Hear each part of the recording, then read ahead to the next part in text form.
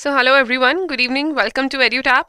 I am Surbhi and this is Perspective 360 Degree, your one stop solution for current affairs, descriptive writing, and answer writing evaluation. So, we have been witnessing an overwhelming response on this initiative of EduTap. We started almost in September. 24th lecture it is that we have today, and our journey has been a very fruitful one for you, for us, for everybody around.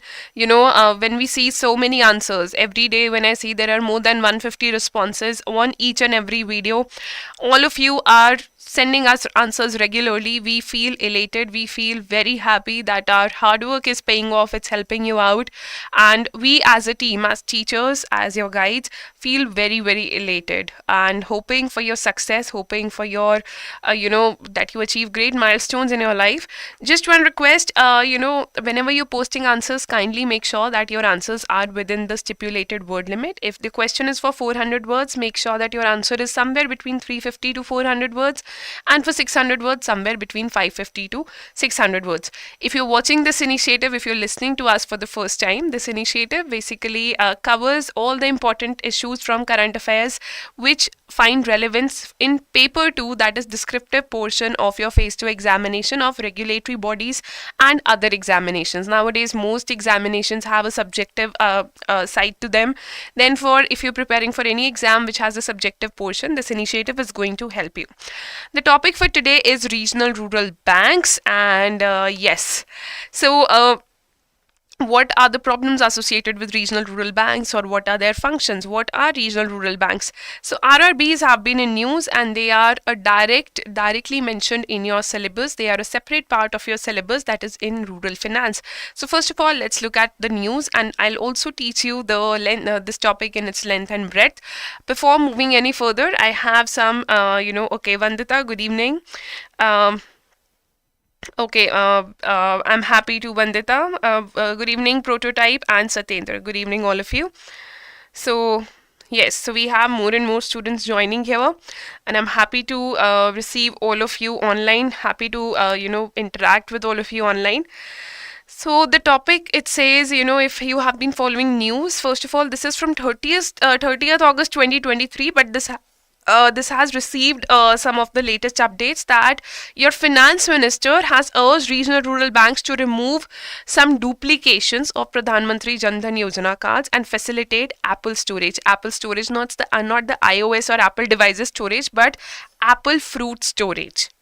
Alright, so regional rural banks merger unlikely to happen in current financial year. This is from Business Standard, and this is from yesterday itself, that RRBs or merger of any banks is one of the solutions that government or RBI resorts to improve their performance. So next is RBI revises bulk deposit limit of regional rural banks to rupees 1 crore. And previously, the deposits that regional rural banks, the bulk deposits that they could take was rupees 15 lakh.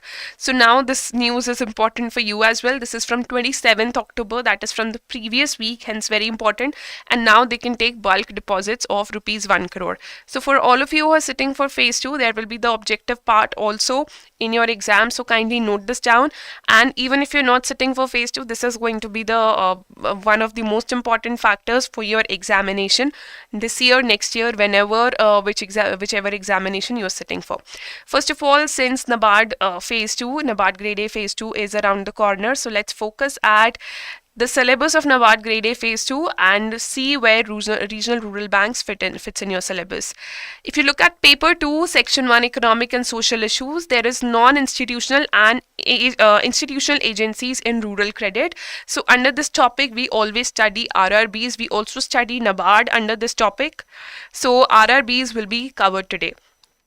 For your RBI Grade B examination, regional rural credit has not been mentioned, or rural finance institutions have not been mentioned separately, but poverty alleviation and employment generation in India, which is one of the roles that RRBs play in the country, that has been mentioned in RBI Grade B syllabus. Also, role of Indian banks has been mentioned in RBI Grade B syllabus, so that's why it's relevant for us as well. For SEBI Grade A, we could not find any direct and indirect linkages, but if this comes in news a lot, then for your English writing skills, this topic might hold relevance. So let's look at the expected question first. Okay, anyone else who's having a problem with the brightness of the screen?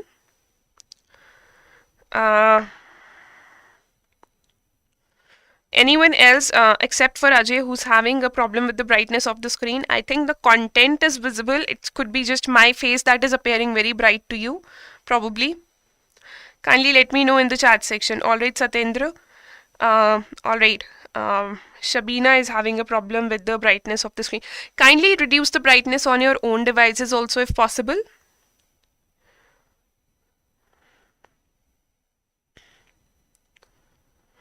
If that helps. Good evening, Bhabani. And if the problem persists, then let me know. All right. If the content is clear, then you're good to go. For example, yes, see the previous screens, they were a little more bright. I understand the previous slides, but I think the content is clear. I can see it on my mobile phone itself. So as far as the content is clear, you're good to go. Then the question that we have for today is very, very simple. RRBs is a very simple part of your syllabus, and I am making sure that you cover it before you sit for phase 2 of NABARD Grade A. All of these students who are preparing for other exams, I know you feel a little left out because nowadays we are taking more of topics which are from ESI or agriculture point of view, and you feel that, oh my god, this much depth would not be asked in RBI or SEBI. Full justice would be done once the phase 2 of NABARD Grade A is done. What I request you for is that look at phase 2 paper of NABARD Grade A, kindly go through that and kindly solve it out for yourself. Whatever memory based papers are out after the phase 2 exam, kindly solve those papers for yourself, practice and grow through them. All right. All right, Vandita. Okay.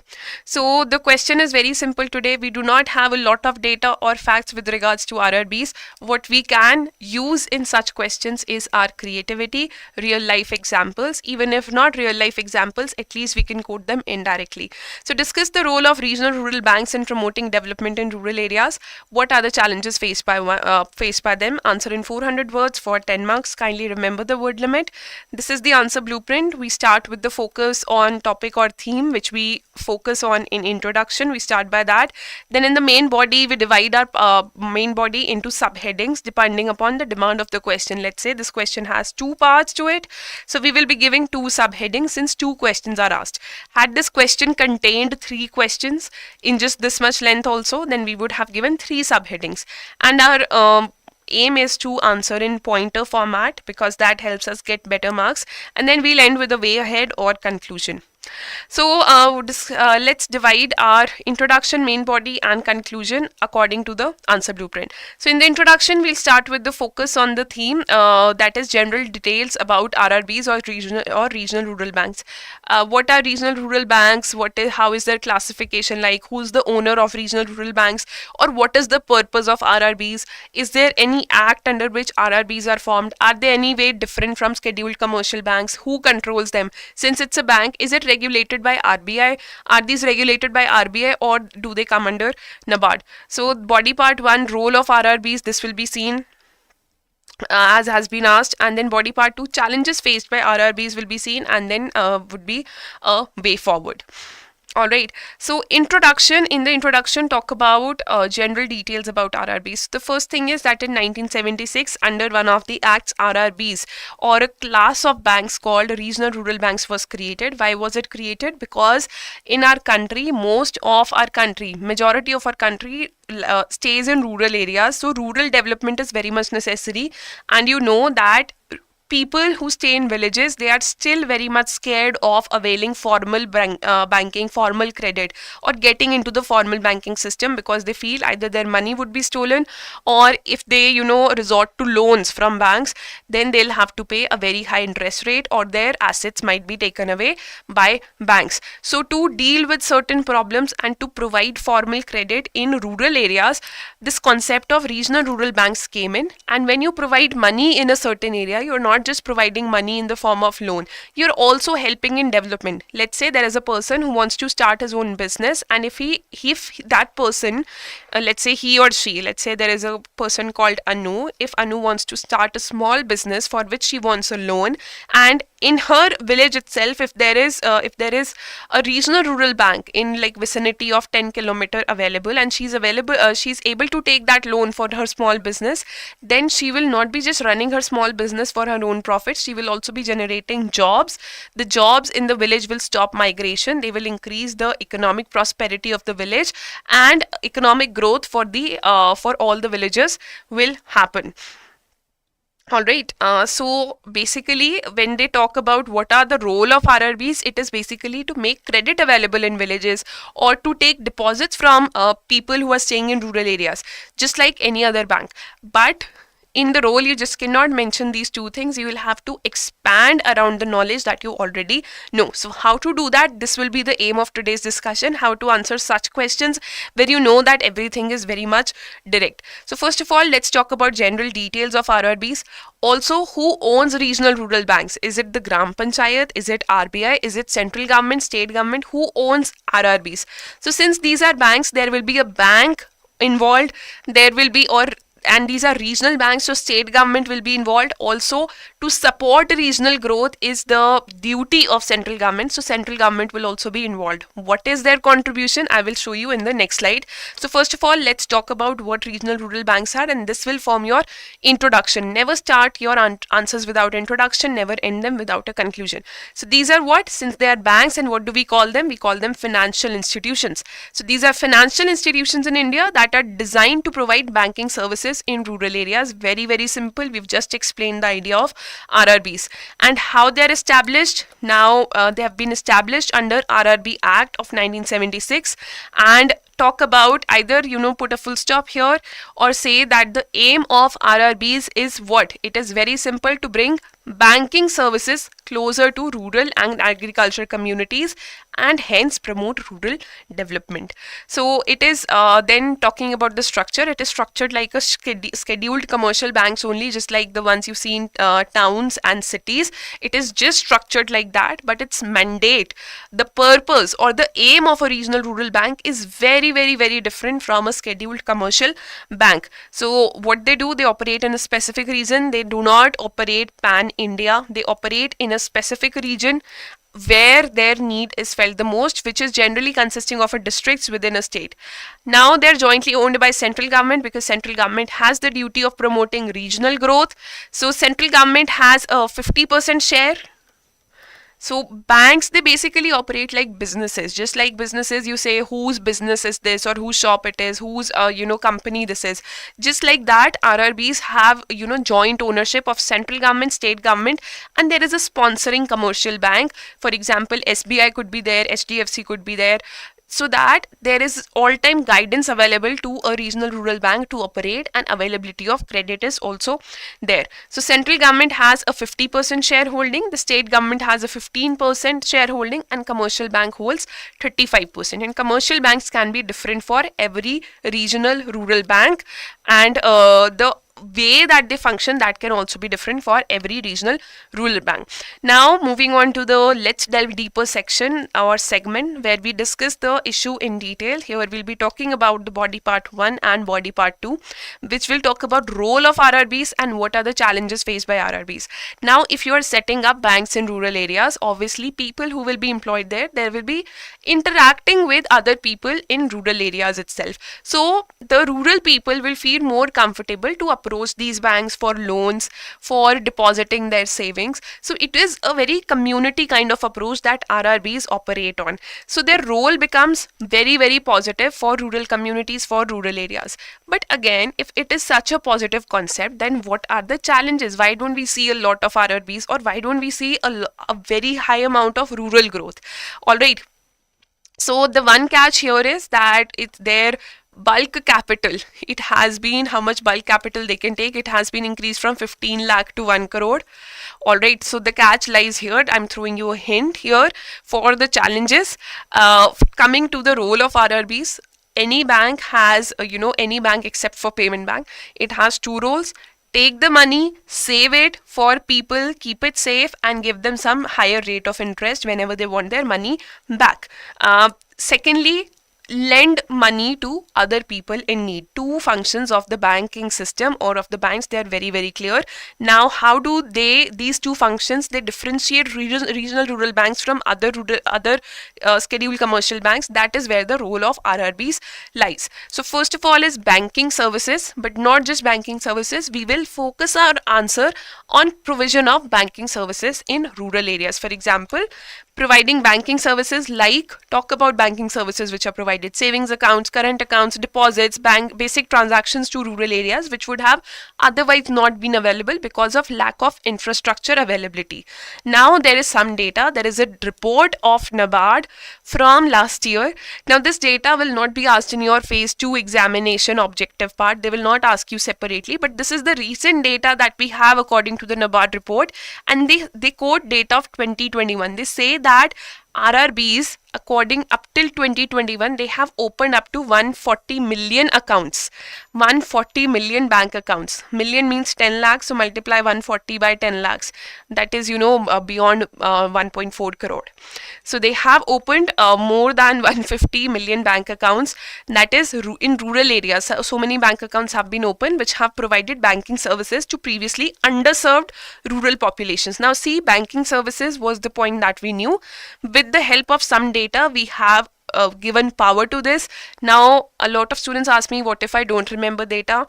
Use Perspective 360-degree PDF files which you get after this session. You get it tomorrow morning on our Telegram channel. Use the data that we have used here in some parts of your answer. You just have to answer 4 in your phase 2 examination. So make this data yours and use it there. Alright.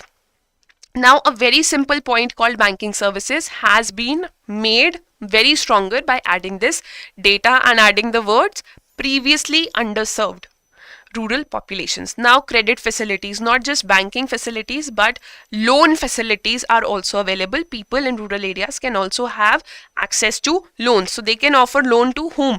Farmers, agricultural laborers, artisans, small entrepreneurs for agriculture, livestock, machinery, housing and small businesses. Now you can say availability of loans to rural population. This is the point you could have made and end of point 2. But make sure that since you know all these words, you are actually using your knowledge to expand a certain point. So these are the places where you get more marks with the same level of understanding that your other competitors have. So learn to expand things. Then agricultural and rural development. And obviously if credit availability is there, banking services are there, development will occur in that area. But we have ascribed this as a separate point because we have not assumed the examiner to understand this.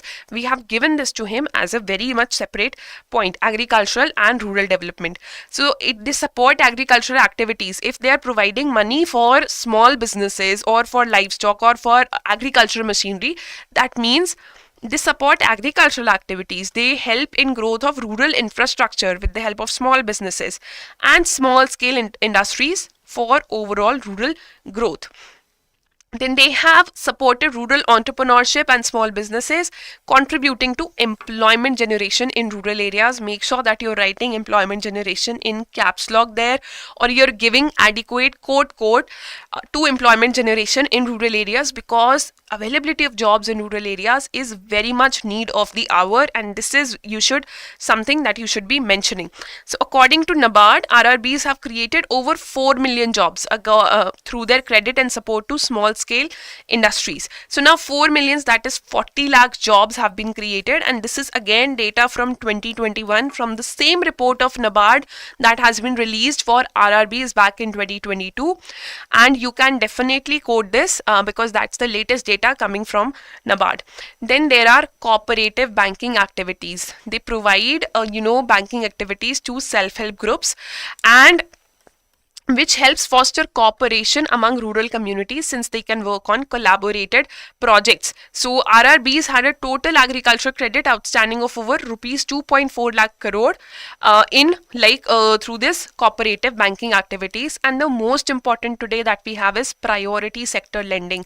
40% of loans of scheduled commercial banks, they have to be ascribed to priority sector, and we call it PSL norms of RBI.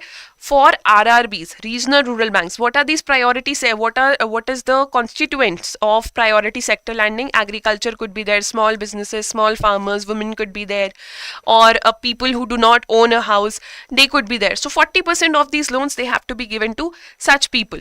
But for RRBs, for the case of RRBs, that percentage is 75%. That means most of the loans, most of the credit from regional rural banks is going to priority sectors like agriculture, micro and small enterprises, weaker sections of society as mandated by RBI, and this percentage is at 75%. Kindly remember this. If you have prepared well, you remember this already. Don't forget to mention this as a separate point in your answer.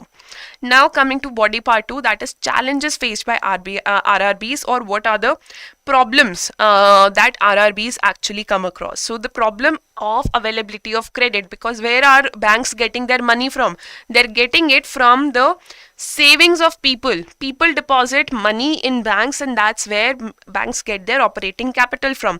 But since these banks, regional rural banks, operate in rural areas, hence the money that is deposited with them is very, very less. Now that the bulk deposits have been increased from 515 lakh to 1 crore, we are hoping that they will have more availability of capital to lend more and more loans to generate more and more profits.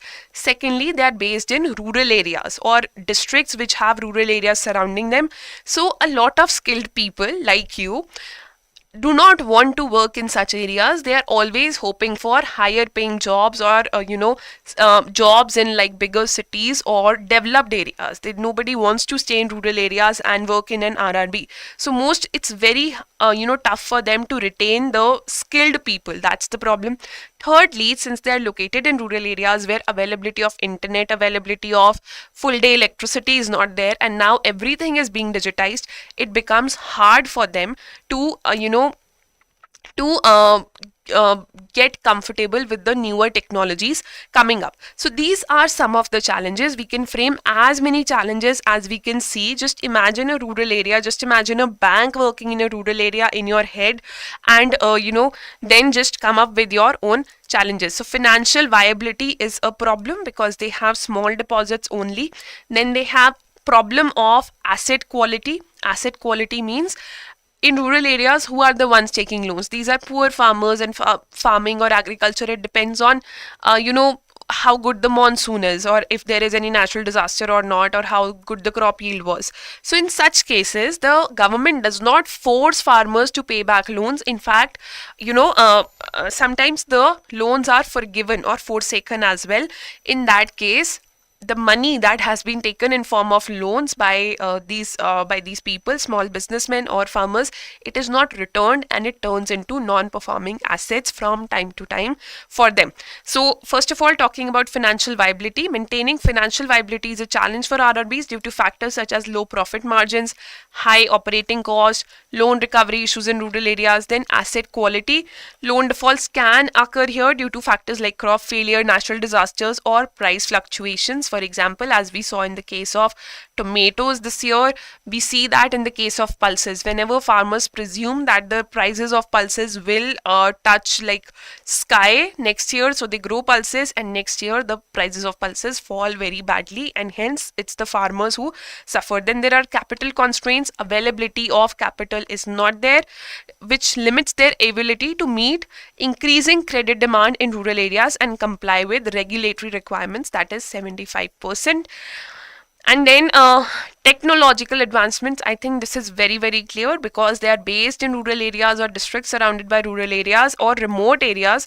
Their infrastructure and connectivity, they are limited. Not just, digital connectivity, but at many times physical connectivity with the help of pakka roads, that is also limited many times. Then human resource development, that is a big issue. They are not able to attract skilled talent, and then they are not able to retain it because they are based in rural and remote areas, which can impact their ability to deliver efficient banking services and implement effective risk management practices, because they need people who are highly skilled and who are highly active with the rising current demands. And finally, it can lead to governance and management issues. First of all, since the shareholding is divided between central government, state government, and the scheduled commercial bank, who's actually the supporter bank in functioning of RRBs. Secondly, they are based in remote areas. They are not very active when it comes to digitization. So governance and management issues, leadership and internal controls limits their operational efficiency and transparency, and as a result of which many of the RRBs have not been able to expand their operations. In fact, they have to be supported from time to time. As you can see here, government provides rupees 670 crore support to RRBs to meet regulatory capital. This is from 2020. That was when we were in the middle of the pandemic. But see, the government is providing them support. That means the people are actually going to regional rural banks to avail facilities of rural credit for their benefit. All right. So that means people are actually approaching them. So in the conclusion, what we can write, see, we have talked about general details. We've explained what RRBs are. We've talked about their role, that is functions. Then we've also talked about what are the problems that they're facing in expanding their operations or in general functioning as well. Now in the way forward, talk about that though they have a lot of challenges in functioning and they require consistent support, but they have helped in rural growth, and that is very much clear from our body part 1, where we discussed all this data from the report of NABARD that has been talked about here. All right. Secondly, talk about that the government is also very keen on expanding their operations, and which is very much clear if you go back to the headlines that I showed you regarding the finance minister and RBI with regards to RRBs, which is very much clear. So that makes these steps make very much clear that RRBs are very important for the functioning and development of our country, especially the rural areas. So that is what you'll write in the conclusion. Over the years of a series of strategic measures have been taken. So provision of capital base, that has been there, that is provision of money to RRBs, that has been provided by government. Merger with sponsor banks, that has taken place from time to time. This year it has not been planned, but if merger with sponsor bank occurs, then these banks can actually retain the people who are employed and they can also provide services. Then enhancing operational capabilities with the help of digitization, etc. These are the steps which have been taken by government over the past few years. And recently, talk about a recent context, that RRBs have been asked by RBI to move towards digitization and focus on MSME sector, that increase the lending to MSME sector so that small businesses or medium and small scale enterprises can actually propel economic growth in rural areas, and hence this will also help them when these MSMEs grow their businesses. The loans will be returned to RRBs and RRBs can also expand their business. Then it also urged the sponsor banks to formulate a clear roadmap in a time-bound manner to further strengthen the RRBs and support the post-pandemic economic recovery. This is a recent news from RBI. RBI said that there are sponsor banks who hold 35% sponsorship or stake in RRBs. So these stakeholders, these banks should actually prepare a clear roadmap for RRBs to become profitable over a span of time. So addressing the challenges which are associated with RRBs, that is the need of the hour and that is the priority of the government, because they strengthen the financial fabric of rural communities. This is something you'll write, financial fabric of rural communities, very important term. And by implementing the above measures and bringing in new measures, RRBs can continue to play a vital role in promoting rural development, reducing poverty, and enhancing financial inclusion in India. That is a positive outlook based statement.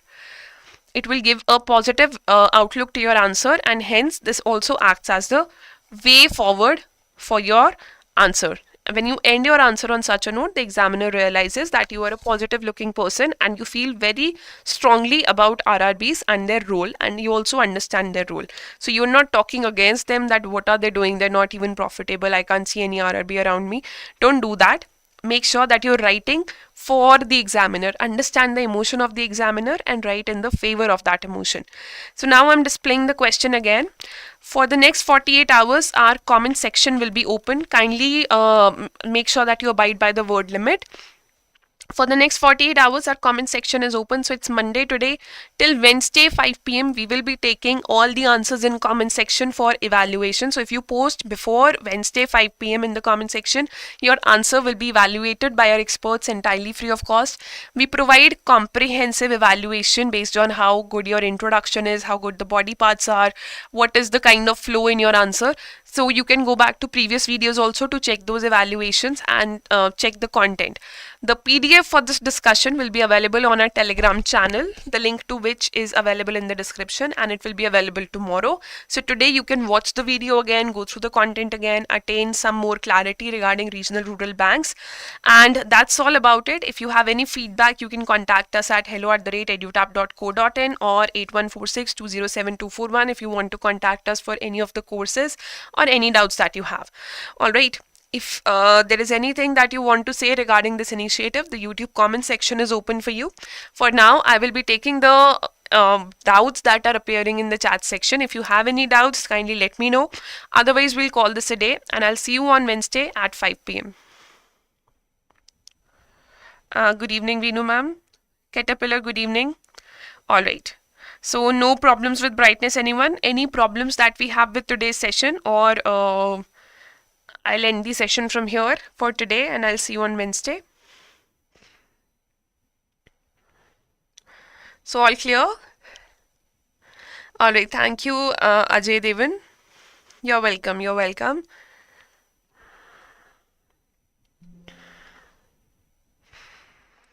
So yes, today's topic was very, very simple. There should be no issues. There is no recent data with regards to RRBs. There are no tough concepts with regards to RRBs. But this is a very simple question that I feel very strongly that you might see in your phase 2 examination descriptive portion this year. All right, so prepare it very well. You're welcome, Rahul Kumbar and Shabina. You're welcome. You're very, very welcome. I'll see you on Wednesday. You're welcome, and all the very best, all of you.